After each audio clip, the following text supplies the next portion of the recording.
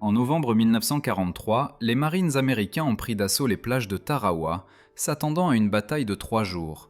Ce qu'ils ont trouvé à la place était un cauchemar qui allait durer 76 heures et coûter la vie à plus de 6000 personnes. Mais la véritable horreur n'a été découverte que des décennies plus tard, lorsque des enquêteurs sont descendus dans le labyrinthe de bunkers sous l'île. Ce qu'ils ont trouvé dans ces tombeaux de béton allait réécrire tout ce que nous pensions savoir sur l'une des batailles les plus sanglantes de la guerre du Pacifique. 1417 corps, pour la plupart japonais, tous piégés sous terre dans un réseau de tunnels et de bunkers qui sont devenus à la fois forteresses et tombes. Voici l'histoire de ce qui s'est réellement passé sous Tarawa et pourquoi ces hommes n'en sont jamais sortis. L'île de Betio, qui fait partie de l'atoll de Tarawa, mesurait à peine 3 km de long et 700 mètres de large. On pouvait la traverser en 20 minutes. Mais en 1943, c'était le morceau de territoire le plus fortifié de tout l'océan Pacifique. Les Japonais savaient que Tarawa était stratégiquement vital. Celui qui contrôlait ce minuscule grain de corail contrôlait les routes maritimes vers l'Australie et les approches des îles Marshall. Ils l'ont donc transformé en ce qu'ils appelaient un porte-avions insubmersible. L'amiral Keiji Shibazaki, commandant des forces japonaises, disposait de 4836 soldats. Mais plus important encore, il avait du temps, du béton et un plan. Pendant plus d'1 an, les Japonais avaient construit. Et ils ne construisaient pas en surface, ils construisaient en profondeur. Les fortifications étaient différentes de tout ce que les Américains avaient vu auparavant. Des bunkers massifs construits en béton armé d'acier, certains avec des murs d'1,50 m d'épaisseur. Des troncs de cocotiers superposés sur le dessus pour une protection supplémentaire. Des postes de commandement construits si profondément que le bombardement naval ne pouvait pas les atteindre. Mais la caractéristique la plus ingénieuse et la plus terrifiante était le système de tunnels. Des kilomètres de passages interconnectés reliant des centaines de casemates, de bunkers et de positions de combat. Les Japonais avaient essentiellement construit une ville souterraine, un champ de bataille tridimensionnel où ils pouvaient se déplacer sans être vus sous la surface de l'île. Shibazaki était confiant, il a déclaré avec Célèbre que les Américains ne pourraient pas prendre Tarawa avec 1 million d'hommes en 100 ans. Il avait des raisons d'être aussi arrogant. Les défenses étaient conçues pour résister à tout ce que la marine américaine pouvait leur lancer. Ce que Shibazaki n'avait pas prévu, c'était ce qui se passerait lorsque ces tunnels deviendraient un piège au lieu d'un avantage. 20 novembre 1943, 5h07 du matin. Le bombardement pré-invasion a commencé avec une fureur qui a secoué tout l'atoll. Des cuirassés, des croiseurs et des destroyers ont déchaîné des milliers d'obus sur Betio. Le barrage était censé durer 3 heures. Il a duré 2h30. Les planificateurs militaires étaient confiants. Ils croyaient que rien ne pouvait survivre à ce qu'ils venaient de déchaîner. Ils avaient catastrophiquement tort. À 8h30 du matin, la première vague de Marines a touché l'eau dans leur bateau Higgins. C'est alors que le problème a commencé. La marée était plus basse que prévu, beaucoup plus basse. Les péniches de débarquement ne pouvaient pas franchir le récif. Les Marines ont dû patauger dans 600 mètres d'eau jusqu'à la poitrine pendant que les mitrailleuses japonaises les déchiquetaient. Les pertes ont été immédiates et horribles. Certaines compagnies ont perdu la moitié de leurs hommes avant d'atteindre la plage. L'eau est devenue rouge. Des corps flottaient dans le lagon. Les Marines qui ont réussi à atteindre le rivage se sont retrouvés coincés contre un mur de mer, sans nulle part où aller. Mais voici ce que la plupart des gens ne comprennent pas à propos de Tarawa. La bataille sur la plage n'était que la surface. Littéralement. Alors que les Marines s'avançaient à l'intérieur des terres, ils ont découvert la véritable nature de ce contre quoi ils se battaient. Les Japonais n'étaient pas seulement dans des casemates. Ils étaient partout et nulle part. Des trappes s'ouvraient dans le sol et des grenades en sortaient. Les Marines nettoyaient une position, avançaient, puis se faisaient tirer dessus par derrière par des soldats émergeant des tunnels. Le système de bunkers était un chef-d'œuvre d'ingénierie défensive. Des meurtrières positionnées pour des champs de tir entrecroisés. Des positions renforcées qui pouvaient encaisser des coups directs de chars et continuer à fonctionner. Et plus important encore, ces tunnels permettant aux défenseurs de renforcer les positions menacées ou de s'échapper de celles sur le point d'être envahies. L'amiral Shibazaki commandait depuis son bunker de quartier général à l'épreuve des bombes près du centre de l'île. Grâce à des lignes téléphoniques passant par les tunnels, il pouvait communiquer avec chaque position défensive. Ils pouvaient déplacer des troupes sous terre là où elles étaient le plus nécessaires. Les Marines combattaient un ennemi qui pouvait apparaître n'importe où. Mais le matin du 21 novembre, quelque chose a changé. Les officiers du renseignement américain ont remarqué que le trafic radio japonais était devenu silencieux. Complètement silencieux. Le commandement et le contrôle semblaient s'être effondrés. Ce qu'ils ne savaient pas, c'est que le bunker de commandement de Shibazaki avait reçu un coup direct d'un obus de la marine américaine. L'amiral et tout son état-major étaient morts. Soudain, le réseau de défense sophistiqué n'avait plus de cerveau. Les positions individuelles ont continué à se battre, mais la défense coordonnée s'est effondrée. Cela aurait dû être une bonne nouvelle pour les Marines. Ce ne l'était pas, car lorsque la structure de commandement s'est effondrée, quelque chose de pire s'est produit dans ces tunnels. Alors que les Marines se battaient bunker par bunker, ils ont développé des tactiques brutales. Lance-flammes, charges explosives, verser de l'essence dans les conduits de ventilation et l'allumer. Certains bunkers, ils les ont scellés avec des explosifs et des bulldozers, enterrant vivants les défenseurs. Mais le système de tunnel a créé un problème horrifiant. La cause et l'effet ont été séparés par le béton et le corail. Lorsque les Marines attaquaient un bunker, ils ne pouvaient pas voir ce qui se passait dans les tunnels connectés. Les explosions faisaient s'effondrer les passages. Le feu consumait l'oxygène des chambres interconnectées.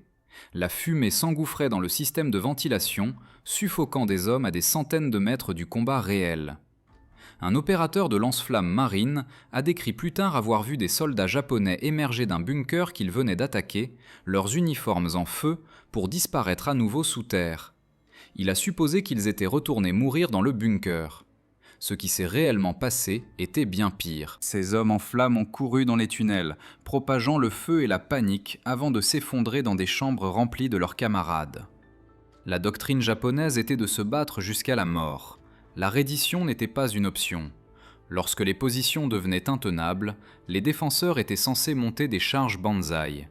Mais dans l'obscurité claustrophobe de ces tunnels, avec de la fumée et du feu partout, avec la structure de commandement détruite, l'organisation s'est effondrée. Les soldats japonais se sont retrouvés coupés, les entrées de tunnels scellées ou effondrées. Aucun ordre ne passait par les lignes téléphoniques, aucun moyen de savoir ce qui se passait en surface. Certains ont tenté de s'échapper par des sorties alternatives et ont été abattus. D'autres sont restés sous terre, attendant des ordres qui ne viendraient jamais. Les Marines ne savaient pas combien de Japonais étaient encore là-dessous. Ils ne pouvaient pas le savoir. Chaque fois qu'ils pensaient avoir nettoyé une section, d'autres soldats émergeaient d'endroits inattendus. L'île est devenue un terrain de massacre où la mort pouvait venir de n'importe quelle direction, y compris directement du sol sous vos pieds. Le 22 novembre, le 3e jour de combat, la majeure partie de la résistance organisée avait été écrasée. Mais la bataille n'était pas terminée. Des groupes isolés de soldats japonais piégés dans leurs bunkers et tunnels ont continué à se battre. Certaines positions ont tenu pendant encore une journée entière. Et puis il y avait ceux qui ne sont jamais sortis du tout. Dans la nuit du 22 au 23 novembre, la dernière grande contre-attaque japonaise est venue. Elle n'était pas organisée, elle ne pouvait pas l'être. C'était du désespoir. Environ 300 soldats japonais, dont beaucoup étaient déjà blessés, se sont lancés sur les positions des Marines dans une charge banzai finale. Ils portaient des fusils, des sabres, même des bâtons aiguisés. Beaucoup ont été abattus en quelques secondes. La charge était un suicide, et tous ceux qui y participaient le savaient. Mais cette attaque suicidaire a en fait révélé quelque chose de crucial. Il y avait beaucoup moins de soldats japonais en surface que les Marines ne s'y attendaient. Les estimations suggéraient qu'au moins 2000 Japonais devraient encore se battre. Où étaient-ils ? Sous terre. Alors que la bataille se terminait et que les Marines commençaient le sinistre travail de sécurisation de l'île, ils ont commencé à comprendre l'ampleur réelle de ce qui s'était passé sous leurs pieds.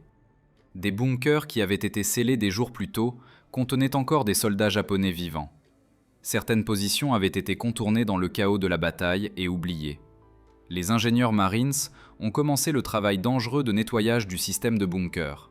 Ce qu'ils ont trouvé défiait l'imagination. Dans un grand bunker de commandement près du centre de l'île, ils ont découvert plus de 200 corps. Certains montraient des signes de blessures de combat, la plupart non.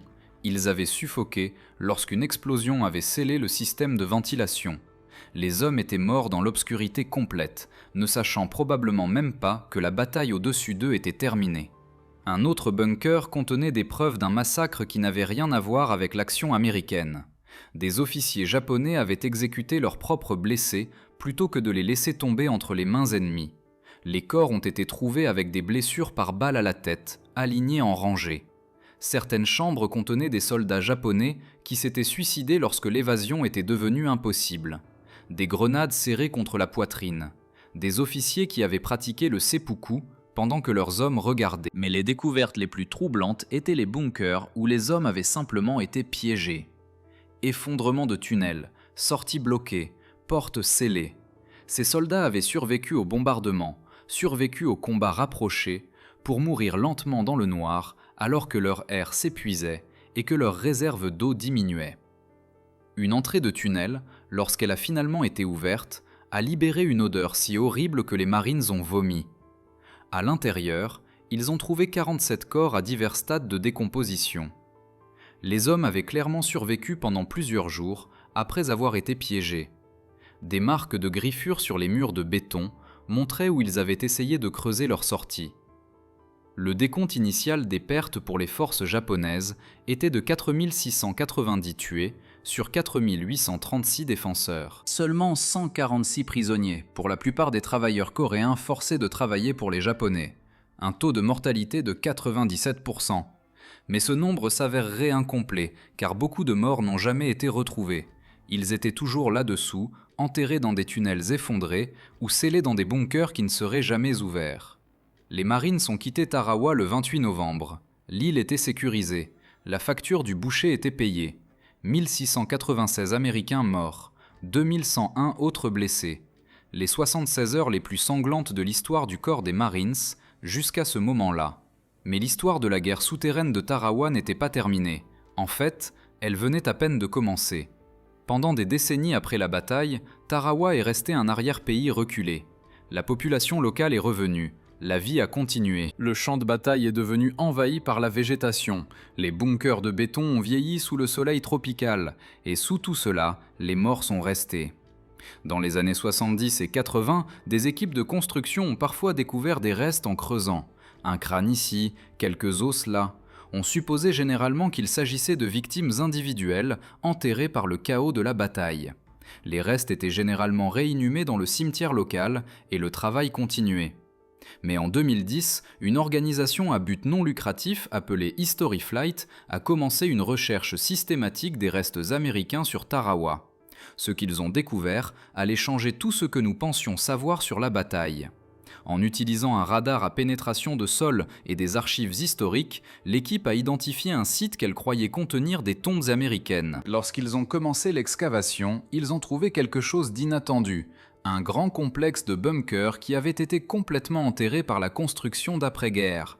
L'entrée avait été scellée avec du remblai de corail des décennies plus tôt. Lorsqu'ils ont finalement percé le seau et sont entrés dans le complexe, l'odeur les a frappés immédiatement. Même après 67 ans, l'odeur de la mort persistait dans l'air vicié.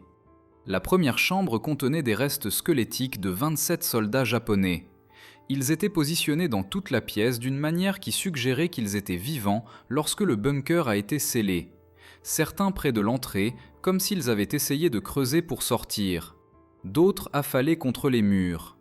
Un squelette a été trouvé avec sa main tenant encore un combiné téléphonique, figé dans le moment où il essayait d'appeler à l'aide qui n'est jamais venue. Mais ce n'était que le début. Le complexe de bunker était beaucoup plus grand que quiconque ne l'avait réalisé. Plusieurs chambres reliées par des passages étroits. Alors que l'équipe explorait plus profondément, ils ont trouvé plus de corps, puis plus encore. Dans une chambre, ils ont découvert ce qui semblait être un hôpital de campagne. Des fournitures médicales éparpillées partout, des bandages ensanglantés encore accrochés aux os. Les blessés et leurs soignants tous piégés ensemble lorsque l'entrée s'est effondrée. Un autre passage menait à ce qui devait être une salle de stockage de munitions. Des milliers de cartouches de munitions pour armes légères, des obus de mortier, des grenades, tous entourés par les restes des soldats qui sont morts en les gardant.